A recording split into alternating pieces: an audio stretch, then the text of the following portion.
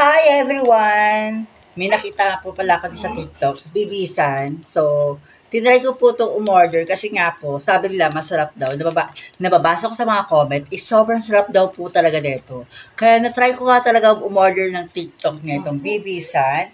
Ayan, nakikita niyo po to. Kaya itatry po natin. Sobrang sarap nga daw po sabi nila sa TikTok. Sobrang sarap daw po to. Kaya nga po ay napa-order ako sa TikTok. Kaya, itatry po natin to. Ayan o. Kaya yan. Diba?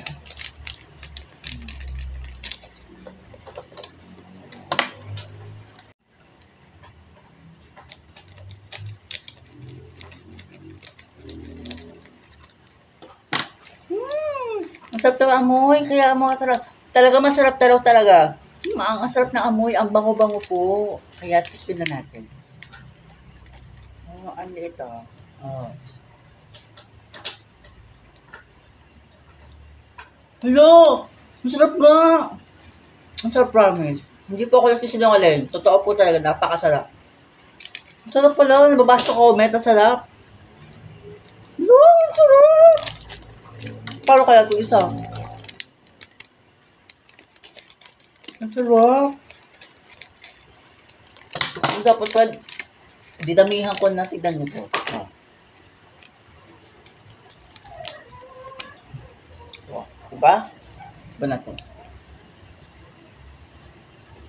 Hello!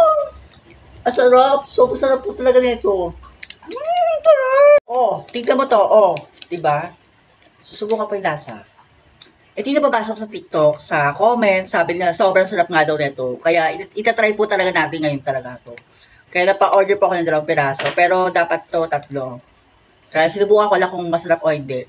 Kasi nababasa ko sa TikTok, masarap daw eh. Hala! Masarap! Masarap pala yan. Parehas na masarap.